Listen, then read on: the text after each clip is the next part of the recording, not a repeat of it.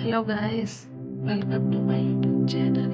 पहले तो मैं आप सभी को हैप्पी वुमेन्स डे की बधाई देती हूँ, यानी कि महिला दिवस की शुभकामनाएं देती हूँ। जैसा कि आप सभी जानते हैं कि हमारे भारतवर्ष में महिलाओं को बहुत ही पूजनीय माना जाता है। उनके वीर और साहस और उनके चरित्र की गाथा हमेशा गाई जाती है। वो अपने चरित्र से इतनी महान रही है कि उन्होंने अपने चरित्र के बल पर राक्षसों का भी संहार किया है।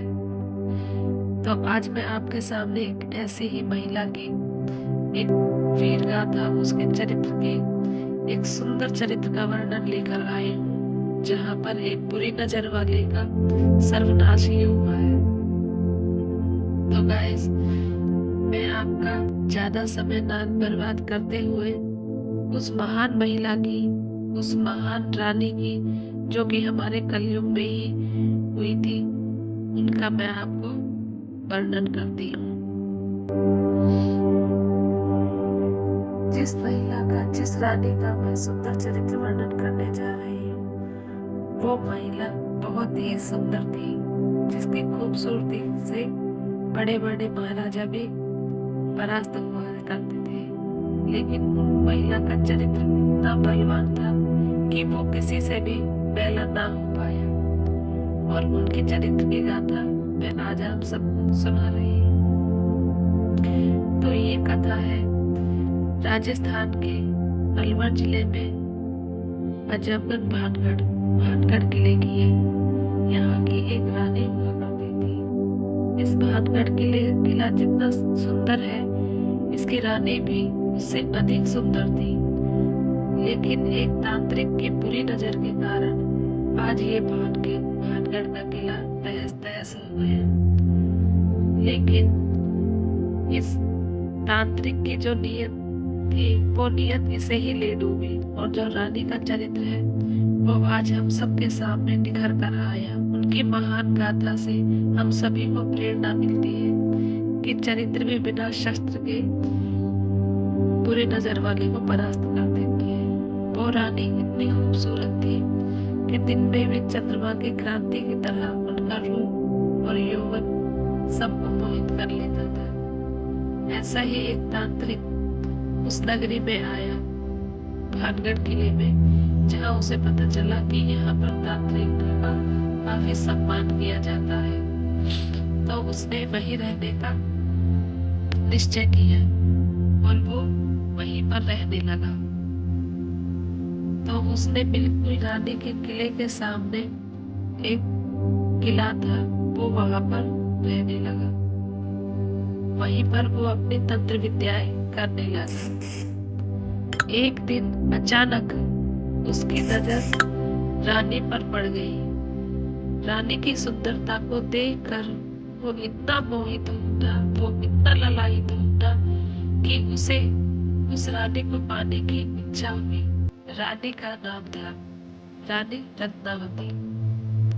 रानी रत्नावती की खूबसूरती से मोहित होकर उसके अंदर बुरे ख्याल आने लगे, और वह रानी रत्नावती को किसी भी प्रकार से बस हासिल करने के बारे में ही सोचता रहा। वो दूर किले से रानी रत्नावती को देखता रहता था और दिन और रात यही सोचता कि मैं इस रानी को कैसे पाऊं। तो दोस्तों, रानी जब रोज नहाकर अपने बगीचे में तेल लगाया करती थी, तो उनकी दासी रोज तेल उनको बाजार से लेकर आती थी। रानी के बगीचे में एक बड़ी शिला हुआ करती थी। वह शिला बड़ी ही सुंदर थी, और रानी वहीं पर बैठकर अपने बालों में तेल लगाया करती थी। और रानी का तेल रोज बाजार से उनकी दासी खास तेल बनवा कर लाया करती थी। एक दिन तांत्रिक की नजर उस दासी पर पड़ गई, तो उसने विचार किया कि क्यों ना मैं इस तेल को ही बदल डालूं, इस तेल में कुछ ऐसा कर दूं कि रानी स्वयं मेरे पास चली आए। तब तांत्रिक ने अपने तंत्र मंत्र की विद्या से तेल के लिए तेल में कुछ ऐसा डाल दिया कि जिससे कोई भी व्यक्ति अगर वो उस तेल को लगा ले तो वो उस तांत्रिक के पास आने से अपने आप को नहीं रोक पाता। उस रानी की दासी को उसने सम्मोहन की क्रिया से सम्मोहन करके उस तेल में वो जड़ी बूटी मिला दी। रानी के पास जब दासी पहुंची तो वह तेल लगाने के लिए जैसे ही आगे बढ़ी, वह तेल उस बड़ी सारी शिला पर जा गिरा और रानी ने देखा कि वो शिला अपने आप में चल दी। वो शिला रानी के सामने जाकर, रानी सब कुछ देख रही थी, रानी के सामने वाले किले में जाकर ठहर गई। तभी वहां तांत्रिक बोला। तांत्रिक ने समझा कि रानी स्वयं आ गई है, तो तांत्रिक ने कहा, आ जाओ और मेरी छाती पर बैठ जाओ। तो जैसे ही शिला उसकी छाती पर जाके बैठ गई, तांत्रिक ने अपना दम तोड़ दिया। ये सब दृश्य रानी खुद देख रही थी। रानी ये सब देखकर इतनी क्रोधित हुई कि उन्होंने अपना गुस्सा नहीं संभाल पाई और उन्होंने उस महल को ही श्राप डाला कि जिस जगह इतने क्रूर व्यक्ति जो एक औरत के चरित्र को नहीं समझ पा रहे और जो एक औरत की मर्यादा को भंग करने के लिए ऐसा तंत्र मंत्र रच रहे हैं, उस किले को मैं श्राप देती हूँ कि यहाँ पर सब कुछ मिट्टी का ढेर हो जाए, सभी यहाँ पर पत्थर कंकड़ बन जाए और ये जो गढ़ है ये पूरा शमशान बन जाए। ऐसा कहकर रानी क्रोध करने लगी। तभी दासियों ने कहा, हे रानी, उस तांत्रिक की गलती के कारण हम भी तो ये सब भोगेंगे। तब रानी ने थोड़ा विनम्र होकर कहा कि मैं श्राप वापस नहीं ले सकती, लेकिन यदि तुम सब यहाँ से इस श्राप से बचना चाहते हो तो सभी प्रजा यहाँ से सूर्यास्त से पहले कहीं दूर चले जाए, इस गढ़ को छोड़ दे, अन्यथा जो यहाँ रहेगा वो यही मिट्टी का ढेर बन जाएगा।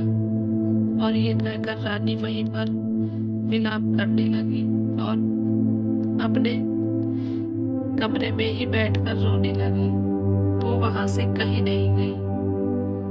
सब लोग हड़बड़ी में जाने लगे, इधर उधर भागने लगे। जो लोग वहां से चले गए वो बच गए। उन्होंने अतीत की गहराई, उन्होंने इस कहानी को अपनी आंखों से देखा और पीढ़ी दर पीढ़ी ये कहानी चली आ रही थी। लेकिन जो लोग वहां पर रह गए वो सब वहां पर मिट्टी के ढेर बन गए और वहीं पे उन्होंने अपना दम तोड़ दिया। ऐसी थी वो महान रानी रत्नावती, जिनका चरित्र इतना बलवान था। जिस नारी का चरित्र इतना बलवान हो, सब भगवान भी उसके चरित्र की रक्षा करता है। ऐसे कितने ही तांत्रिक आए और चले गए, लेकिन नारी के चरित्र को नहीं बदल पाए। ये थी हमारी भारत की एक नारी की कहानी, जो हमें ये सीख देती है कि चरित्र हमेशा सामने वाले बर्बाद करके रख देती है। गवाह है जो हाल उस तांत्रिक का हुआ, जो हाल उस तांत्रिक का हुआ, वही हाल हर युग में, हर समय नारी के ऊपर जो बुरी नजर रखने वालों का हमेशा यही हासिल होगा।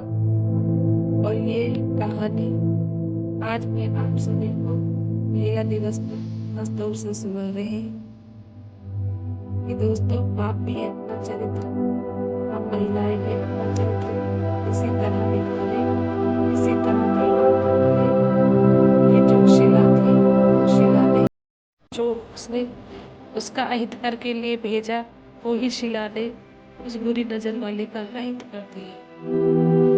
तो गाइस, अगर आपको ये कहानी भाटगढ़ किले की अच्छी लगी तो प्लीज चैनल को सब्सक्राइब कीजिए, वीडियो को लाइक कीजिए, ज़्यादा से ज़्यादा शेयर कीजिए।